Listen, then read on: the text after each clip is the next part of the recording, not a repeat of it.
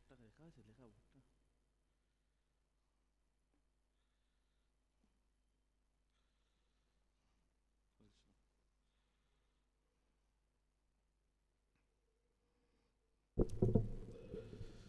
জয় রাধা মাধব কুঞ্জ বিহারী,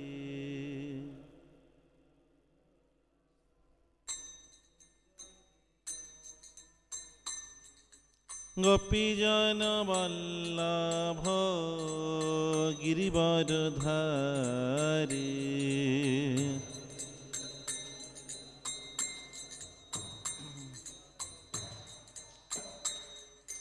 যশোদানন্দন ব্রজজন রঞ্জন,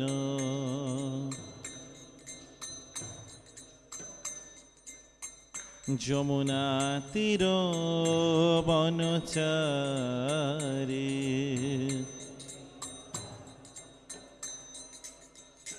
জয় রাধা মাধব কুঞ্জ বিহারী,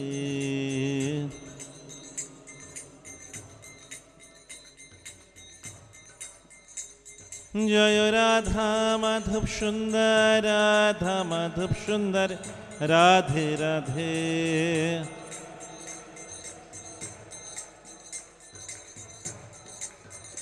জয় পঞ্চতত্ত্ব, পঞ্চতত্ত্ব, পঞ্চতত্ত্ব, জয় পঞ্চতত্ত্ব।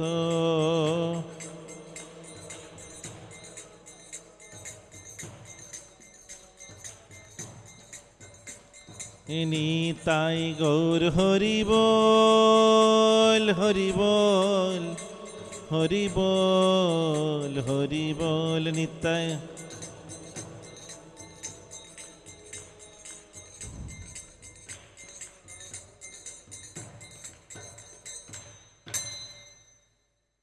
ওম জ্ঞানতিমিরান্ধস্য জ্ঞানাঞ্জন শলাকয়া চক্ষুরুন্মিলিतं येन তস্मै শ্রীগুরবে নমঃ। নমঃ বিষ্ণুপাদায় কৃষ্ণপৃষ্ঠায় ভূতলে শ্রীমতে জয়পতাকা স্বামিনিতি নামিনে। নমো আচার্যপাদায় নিতাই কৃপাপ্রদায়িনে গৌড়কথা ধামোদায় নগরগ্রামতারিণে। নমঃ বিষ্ণুপাদায় কৃষ্ণপৃষ্ঠায় ভূতলে শ্রীমতে ভক্তিবেদান্ত স্বামিনিতি নামিনে। নমস্তে সরস্বতী দেবে গৌরবাণী প্রচারিণে, নির্বিশেষ শূন্যবাদী পাশ্চাত্য দেশতারিণে। বাঞ্ছাকল্পতরুভ্যশ্চ কৃপা সিন্ধুভ্যেব চ পতিতানাং পাবনেভ্যো বৈষ্ণবেভ্যো নমো নমঃ। পঞ্চতত্ত্বাত্মকং কৃষ্ণং ভক্তরূপ স্বরূপকং ভক্তাবতারং ভক্তং নমামি ভক্তশক্তিকং। শ্রীনিত্যানন্দ নমস্তুভ্যং প্রেমানন্দ প্রদায়িনে কলৌকল্মষনাশায় জাহ্নবভতয়ে নমঃ। নমো মহাবদন্নায় কৃষ্ণ প্রেম প্রদায়তে কৃষ্ণায় কৃষ্ণ চৈতন্য নামনে গৌরতিষ্যে নমঃ। হে কৃষ্ণ করুণা সিন্ধু দীনবন্ধু জগৎপতে গোপেশ্য গোপিকাকান্ত রাধাকান্ত নমস্তুতে। তপ্ত কাঞ্চন গৌরাঙ্গী রাধে বৃন্দাবনেশ্বরী বৃষভানুসুতে দেবী প্রণমামি হরিপ্রিয়ে। বৃন্দাবৈ তুলসীদেব্যৈ প্রিয়া ওই কেশবসচ্চ বিষ্ণুভক্তিপদে দেবী সত্যবত্যৈ নমো নমঃ। জয় শ্রীকৃষ্ণ চৈতন্য প্রভু নিত্যানন্দ শ্রী অদ্বৈত গদাধর শিবাসাদি গৌরভক্তবৃন্দ। হরে কৃষ্ণ কৃষ্ণ কৃষ্ণ হরে হরে, হরে রাম রাম রাম হরে হরে।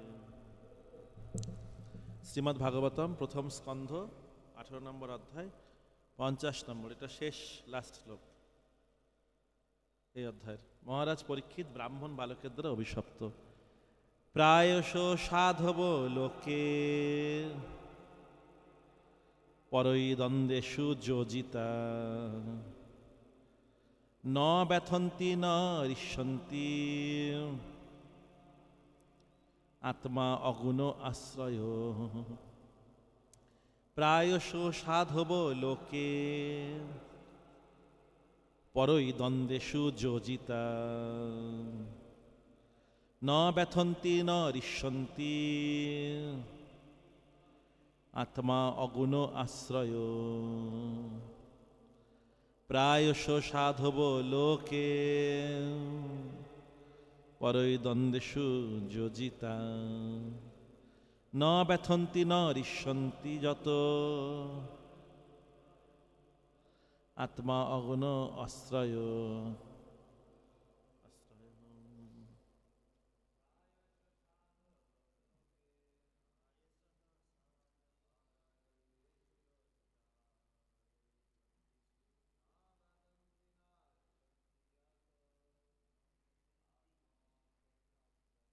আত্মগুণ আশ্রয় বলো।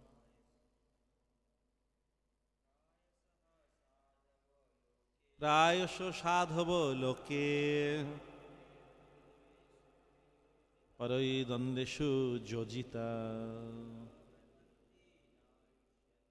ন ব্যথন্তি ন ঋষ্যন্তি যত আত্মা অগুণ আছে। যতটা নিচে লিখতে হতো ওইখানে লিখেছে, এই ওপরটায়। ঠিক আছে, আর লিখেছে তো। প্রায়শ সাধারণত, সাধব সাধুরা, লোকে এই পৃথিবীতে, পরই অন্যের দ্বারা, দ্বন্দ্বেষু দ্বন্দ্বে, যোজিতা যুক্ত হয়ে, ন কখনোই না, ব্যথন্তি দুঃখিত হন, ন না, ঋষ্যন্তি তুষ্ট হন, যত যেহেতু, আত্মা আত্মা, অগুণ আশ্রয় গুণাতীত। অনুবাদ: সংসারে প্রায় সাধুরা অন্য কর্তৃক সুখ দুঃখ প্রাপ্ত হলেও তাতে বিহ্বল হন না, কেননা তারা সুখ দুঃখ আদির গুণে অনাসক্ত। তাৎপর্য: পরমার্থবাদীরা জ্ঞানী, যোগী এবং ভগবত ভক্ত। জ্ঞানীদের উদ্দেশ্য হচ্ছে সিদ্ধিলাভ করে ব্রহ্মে লীন হয়ে যাওয়া। যোগীদের উদ্দেশ্য হচ্ছে অন্তর্যামী পরমাত্মাকে দর্শন করা, এবং ভগবত ভক্তদের উদ্দেশ্য হচ্ছে ভগবানের প্রেমময়ী সেবায় যুক্ত হওয়া। যেহেতু ব্রহ্ম, পরমাত্মা এবং ভগবান এক এবং অদ্বিতীয়, চিন্ময় তত্ত্বের বিভিন্ন প্রকাশ, তাই পরমার্থবাদীরা জড়া প্রকৃতির তিনটি গুণের অতীত, জড় সুখ দুঃখ প্রকৃতির গুণজাত। তাই প্রকৃতির সুখ এবং দুঃখের কারণ সম্বন্ধে পরমার্থবাদীরা কখনোই কোনো রকম গুরুত্ব দেন না। মহারাজ পরীক্ষিত ছিলেন একজন ভগবত ভক্ত এবং শমীক ঋষি ছিলেন একজন যোগী। তারা উভয়ই ভগবান ইচ্ছার প্রভাবে সম্পাদিত সেই আকস্মিক ঘটনার প্রতি সম্পূর্ণ উদাসীন, আর সেই ক্রীড়ারত শিশুটি ছিল ভগবানের ইচ্ছা ফলপ্রসূ করার একটি নিমিত্ত মাত্র। ওম নমঃ ভগবতে বাসুদেবায়। ওম নমঃ ভগবতে বাসুদেবায়। ওম নমঃ ভগবতে বাসুদেবায়। নারায়ণং নমস্কৃত্যং নরং চৈব নরোত্তমং দেবীং সরস্বতীং ব্যাসং ততো জয়মুদীরয়েৎ। নষ্টপ্রায়শ অভদ্রেষু নিত্যং ভগবত সেবয়া ভাগবতে উত্তম শ্লোকে ভক্তির্ভবতি নৈষ্ঠিকী।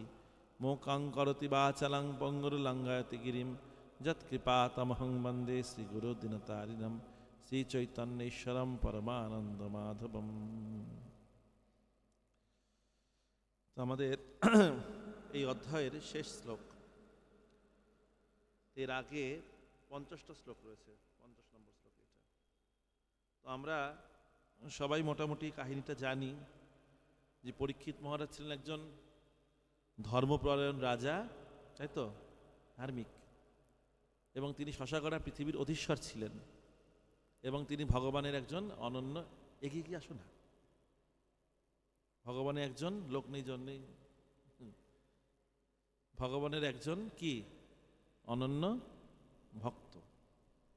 তিনি মৃগয়া গিয়েছিলেন, সেখানে গিয়ে তিনি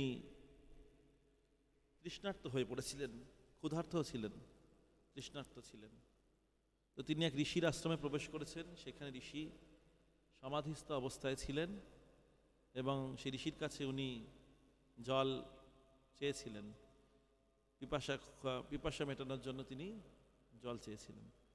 ঋষি কোনো রকমভাবে কোনো প্রতি উত্তর করেননি, কারণ সমাধিস্থ ছিলেন। তো তখন তিনি ক্রোধিত হয়ে এক মৃত সর্প ওনার গলায় দিয়ে দিয়েছিলেন, এবং তার ফলে ওনার পুত্র ব্রাহ্মণ বালক শৃঙ্গী সে ক্রোধিত হয়েছিল, ক্রোধিত হয়ে পরীক্ষিত মহারাজকে অভিশাপ দিয়েছিল 7 দিনের মধ্যে ওনার মৃত্যু হবে। এইটা হলো মূল কাহিনী। এই কাহিনীর মধ্যে অনেক শিক্ষা আমাদের লুকিয়ে রয়েছে। আমরা কদিন ধরে পর্যালোচনা করছি, গতকালকে শুনেছি, তার আগের দিন বা বেশ কয়েকদিন ধরে এগুলো আলোচনা চলছে। আজকে প্রভুপাদ তাৎপর্যে লিখছেন, সংসারে প্রায় সাধুরা অন্য কর্তৃক সুখ দুঃখ প্রাপ্ত হলো তাতে বিহ্বল হন না। যে আমাদের এই সংসারটা কিরকম, যে আমাদের এই যেমন এখন ঠান্ডা পড়েছে, কদিন পরে গরম পড়বে। গরম ছিল না কদিন ধরে মানে বেশ গরম পড়েছিল, গা হাত পা জ্বলে পুড়ে যায় আর কি এরকম। এখন ঠান্ডা, যদিও খুব ঠান্ডা পড়েনি তবু ঠান্ডা আছে। তারপর আবার ওয়েদারটা না ঠান্ডা না গরম থাকবে, তারপর আবার গরম পড়বে, বর্ষা হবে। কিন্তু ভগবানের ভক্তরা কি এগুলোর দ্বারা কখনো বিচলিত হয় না। হ্যাঁ, ঠান্ডা পড়েছে আর মঙ্গলারতি হবে না, মঙ্গলারতি 6টায় করে দেওয়া হলো, এরকম ব্যাপার নেই, তাই না? না স্নান করবো না, তা হচ্ছে না। গিজার থাক আর না থাক স্নান করতে হবে, তাই তো? বৃষ্টি পড়ছে আর মন্দিরে ভগবানকে দেখতে যাব না, সেবা পুজো হবে না, তা নয়। গরম পড়েছে রান্না হবে না ভগবানের জন্য, তা নয়। কেন ভক্তরা কি সুখেষু দুঃখেষু অনুদ্বিগ্ন মনা সুখেষু বিগত স্পৃহা। তারা দুঃখ আসলো তাদের কাছে কিছু এসে যায় না, সুখ আসলো এসে যায় না।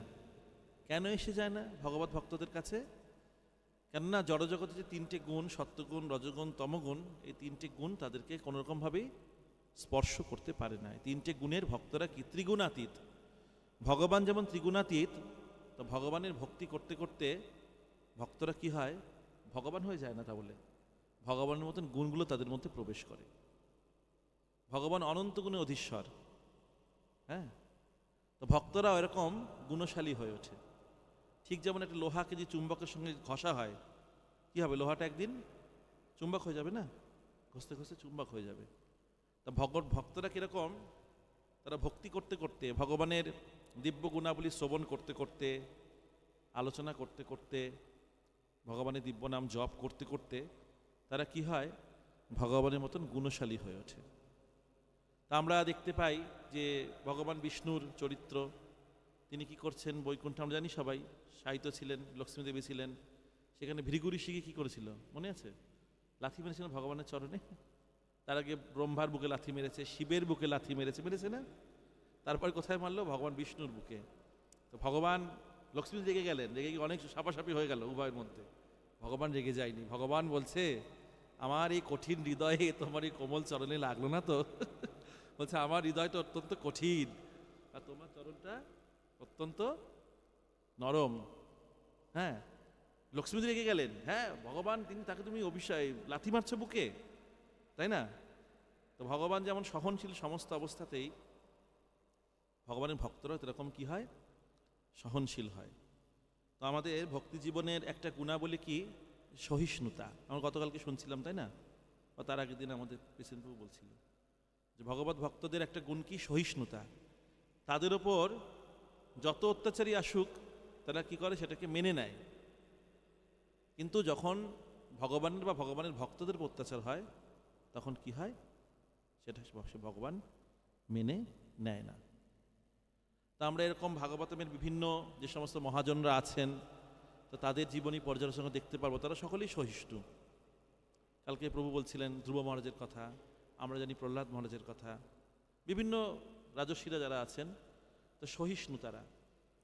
তো তারা কি করে, ভগবানের ভক্তরা, তা আমরা এখানে দেখতে পাই একজন যোগী, একজন ভক্ত। যোগীকে শমিক ঋষি, তাই তো? এখানে যোগী ছিলেন তিনি। তা এখানে প্রভুপাদ বলছেন যে জ্ঞানী, জ্ঞানী, যোগী এবং ভগবত ভক্ত এরা কি, এরা হলো একই ব্রহ্ম পরমাত্মা ভগবানের উপাসক, তাই না? জ্ঞানীরা কার উপাসক? ব্রহ্মের উপাসক। তারা কি করে, জ্ঞান লাভ করছে কেন, শেষে ব্রহ্মে বিলীন হয়ে যাবেন। তারপরে যোগীরা কার উপাসক? যোগীরা হলো পরমাত্মার উপাসক, তারা ধ্যান করছেন পরমাত্মার। আর ভক্তরা কার উপাসক? ভগবানের উপাসক। আমরা ভাগবতে পেয়েছি যে বদন্তি তত্ত্বতে বিদস্তত্ত্বং যজ্ঞানদ্বয়ম ব্রহ্মেতি পরমাত্মেতি ভগবানিতি শব্দতে, যে একই ভগবানকে ব্রহ্ম পরমাত্মা ভগবান রূপে কথিত বলা হচ্ছে, ব্যক্ত করা হচ্ছে। এবং এক এক শ্রেণীর ব্যক্তিরা এক একজনের উপাসনা করছে, তাই তো? কিন্তু এখানে আমরা দেখছি একজন যোগী, একজন ভগবত ভক্ত। যোগীকে শ্রমিক ঋষি আর ভক্তকে পরীক্ষিত মহারাজ আমরা দেখতে পাচ্ছি। এখানে উভয়ের মধ্যে উভয় কিন্তু অবিচলিত। ওনার গলায় দিয়ে মৃত সর্প ঝুলিয়ে দিয়েছেন, উনি এত বড় যোগী হওয়া সত্ত্বেও কি হয়েছেন, কোনোভাবে ক্রোধিত হননি, বা ক্রোধিত কি মানে ওটাকে গুরুত্বই দেননি, কোনো গুরুত্বই দেন, যেন চোখ খুলে দেখলো কোনো গুরুত্ব নেই। ঠিক পরীক্ষিত মহারাজকে এত বড় অভিশাপ দেওয়া হয়েছে যে মৃত্যুদণ্ড, এর থেকে তো বড় বড় আর কিছু হতে পারে না মানুষের জীবনে, না কোনো ব্যক্তির জীবনে, মৃত্যুর ওপর। তারপরে উনি কি কোনোরকমভাবে কি হচ্ছেন না, বিচলিত হচ্ছেন না, বরং সেইটাকে ভগবানের কি করছেন, ভগবানের কৃপা বলে সেটাকে মেনে নিয়েছেন। ঠিক আমরা দেখতে পাই মহারাজ চিত্রকেতুর কাহিনী আমরা সবাই শুনেছিলাম না, জানি ষষ্ঠ স্কন্ধে আছে। তো পার্বতী দেবী অভিশাপ দিলেন অসুরজনী প্রাপ্ত হও। তিনি চাইলে অনেক কিছু করতে পারতেন, তিনি শঙ্কর্ষণ, ভগবান শঙ্কর্ষণের পরম ভক্ত ছিলেন, কিন্তু তিনি সেটা মাথা পেতে নিয়েছে না, কোনোরকমভাবে তিনি প্রতি উত্তর করেননি, এবং তিনি বৃত্তাসুর মানে বিশাল অসুরজনী প্রাপ্ত হলো, তাই না, তারপরে প্রতি উত্তর। এটা হলো ভক্তদের একটা বিশেষ একটা গুণ। তো আমাদের ভাগবতম থেকে কি শিক্ষা, আমরা ভক্তি জীবন পালন করছি প্রত্যেকে, তাই না, আমরা সবাই কি ভক্ত তো ভক্তিযোগী আমরা। তো আমাদেরও এই ভাগবতের কাহিনী শুধু পড়া কি মানে, সেটা কি করতে হবে, সেটা আমাদের জীবনে প্রয়োগ করতে হবে, হৃদয়ঙ্গম করতে হবে, তারপরে কি করতে হবে, তারপরে সেটাকে প্রয়োগ করতে হবে। তো আমরা শুনলাম, বুঝলাম, তারপরে কি, তারপরে আমাদের জীবনে এক সময় আসবে প্রয়োগের ব্যাপার। তো আমাদের কি হয়, ছোটোখাটো বিষয় অনেক সময় মনোমালিন্য হয়ে যায় না, কোনো কারণই নেই, হয়তো তোমার সঙ্গে আমার ঝামেলা হয়ে গেল, না তোমার কোনো বেনিফিট না আমার কোনো বেনিফিট, কিন্তু ঝামেলা হয়ে গেল। তো সেই সময় আমাদের কি করতে হবে, সেই সময় আমাদের মহাজনদের, এই পরম ভক্তদের কথা আমাদের মাথায় রাখতে হবে। যখন মাথায় রাখতে হবে যে পরীক্ষিত মহারাজের মতন রাজা তিনি বিচলিত হননি, চিত্রকেতুর মতন রাজা তিনি বিচলিত হননি, তা আমরা কোথাকার কে, তাই না, তা আমরা কেন বিচলিত হব? তা আমাদের ওপর প্রকৃতির গুণ পড়বে, কারণ আমরা জড়জগতে আছি না, সত্যগুণ, রজগুণ, তমগুণ আমাদের মধ্যে বিভিন্নভাবে ক্রিয়া করছে না। এই সকালের দিকটা সত্যগুণের প্রভাব থাকে, একটু বেলা হলে রজগুণ, রাত্রে তমগুণ। আমরা গুণাতীত হইনি, গুণাতীত হবার জন্য কি চেষ্টা করছি। আমরা তো গুণাতীত হয়ে যাইনি, গুণাতীত হলে তো হয়েই গেছিল, সেখানেই থাকতাম না, আমরা তো একদম ভগবতমে চলে যেতাম, যেখানে গুণের কোনো প্রশ্ন নেই। তা আমরা গুণাতীত হইনি, আমাদের মধ্যে গুণগুলো আছে বলে আমরা এখন এই জগতে আছি। কিন্তু আমাদের কি করতে হবে, আমাদের গুণগুলোকে কাটিয়ে উঠতে হবে না, এই গুণগুলোকে কাটিয়ে আমাদের শুদ্ধ সত্ত্বে যেতে হবে। তাহলে শুদ্ধ সত্ত্বে যেতে গেলে কীরকম আমাদের মানসিকতা তৈরি করতে হবে, তাহলে আমরা এর থেকে বুঝতে পারছি। এবং আমরা যদি নিজেদের সঙ্গে পর্যালোচনা, নিজেদের মধ্যে যদি পর্যালোচনা করি, কারোর সঙ্গে না, যে আমি ভক্তি জীবনে কতটা উন্নতি হতে পেরেছি, কতটা সহ্য ক্ষমতা আমার এসেছে, তাই না, কতটা সহ্য ক্ষমতা এসেছে, কতটা অ্যাডজাস্ট করতে পারছি, কতটা মানিয়ে নিয়ে চলতে পারছি। তো সেটা হলো কি হয়, আমাদের অনেক সময় কি, আমরা মন্দিরে আছি, অনেক সময় নানান রকম সমস্যা হয়, তখন মনে হয় বুঝি মন্দির ছেড়ে চলে গেলেই ভালো হবে, গিয়ে অন্য জায়গায়। যে একটা ছোট একটা গল্প শুনছিলাম, ওই গৌরাঙ্গ প্রভু এসেছিলেন না, ওনারই মুখ থেকে শোনা একটা ক্লাসে। তো উনি বলছেন, তা উনি যখন জয়েন করেছেন 92-93 সালে, বোম্বে টম্বের মন্দির ওদিকের কথা হবে, তো উনি জয়েন করেছিলেন। তা ওনাকে তখন কিচেনের সেবা, রুটি বানানো, ওদিকে রুটি হয়, আমাদের মতো অন্ন হয় না, রুটি বানাতে দিয়েছে, বুঝলেন, রুটি বানাচ্ছে ভালো। একটা তাগড়া ব্রহ্মচারী সে এসছে, তাগড়া একটা ভক্ত, সে বলছে আমিও, তাকেও কিচেনে সেবা দিয়েছে, সেও রুটি বানাচ্ছে। তো একদিন বলছে আমি আসলাম সনাতন ধর্মের প্রচার করতে, আমাকে তোকে কিচেনে পাঠিয়েছি রুটি বানানোর জন্য, আমি এখন প্রচার করবো, আমি আর রুটি ফুটি বানাবো না বলে সে বেরিয়ে গেছে মন্দির থেকে। ঠিক আছে, তা উনি বলছেন আমাকে বলে লাভ কি, ম্যানেজমেন্ট আপনাকেও যা সেবা দিয়েছে, আমাকেও যা সেবা দিয়েছে, আপনাকেও সেবা দিয়েছে, একই সেবা, আমাদের কিছু বলা যাবে না, না। চলে গেছেন। বছর 10 পরে তার সঙ্গে কোথাও দেখা হয়েছে ওনার, দেখা হওয়ার পরে কথা হচ্ছে, তো ওনাকে জিজ্ঞেস করেছে যে দেখছেন প্রভু মন্দিরে লাল কাপড় পরে মন্দিরে আছেন, সেবা করছেন। তো ওই ভক্তকে বলছে আপনি কি করছেন? বলছে আমি বেরিয়ে গেছি, বেরিয়ে গিয়ে আমি কাজকর্ম করলাম, করে বিয়ে করেছি, সংসার করেছি। এখন কি করছে? বলছে এখন আমাকে রুটি বেলতে হয়, কারণ আমার স্ত্রীর ব্যাক পেন রয়েছে, কোমরে ব্যথা, তাই আমাকে এখনো, আমি তাহলে এইখান থেকে রুটি বেলাটা কি করলো, মন্দির থেকে রুটি বেললো না, তো বাড়ি গিয়ে ওকে কি করতে হচ্ছে, রুটি বেলতে হচ্ছে। তা আমরা কি করতে হবে, আমাদের যদি মন্দিরে থাকতে চাই, আমাদের যদি ভক্তি জীবনকে টিকিয়ে রাখতে চাই, আমাদের কি করতে হবে, সহ্য করতে হবে। সহ্যের ওপর কোনো গুণ নেই, সেটাই আমরা শিক্ষা পাচ্ছি, তাই না, যে আমাদের সহ্যের ওপর কোনো গুণ আছে কি, হ্যাঁ, বড় একটা প্রবাদই আছে বাংলা, যে সয় সে রয়, তাই না? আর সহ্য না করলে থাকা যাবে না। একটা বাচ্চা হাঁটতে চলতে গেলে পড়ে যায়, কত কি হয়, তবু বাবা মা কি করে, না হাঁটাবে না, আবার তাকে হাঁটার জন্য ব্যবস্থা করে না। এই জন্য আমাদের ভক্তি জীবনে খুব গুরুত্বপূর্ণ কি, সহ্যতা। তা আমরা এই মহান ভক্তদের কাছ থেকে এইগুলো শিখতে পাচ্ছি যে কিভাবে আমাদের এগুলোকে মানিয়ে নিয়ে তিনটে গুণকে অতিক্রম করে ভগবানের চরণে আমাদেরকে নিজের জীবনকে সমর্পণ করতে হবে। তাহলে কি হবে, আমরা আমাদের জীবনে যে অ্যাচিভ সেটা ফিল আপ করতে পারবো, ফুলফিল করতে পারবো, তাই না? জয় গ্রন্থরাজ শ্রীমদ্ ভাগবতম কি, জয় সমাপিত গৌর ভক্তবৃন্দ কি, জয় জগৎগুরু শিল প্রভুপাদ কি, গৌর প্রেমানন্দ।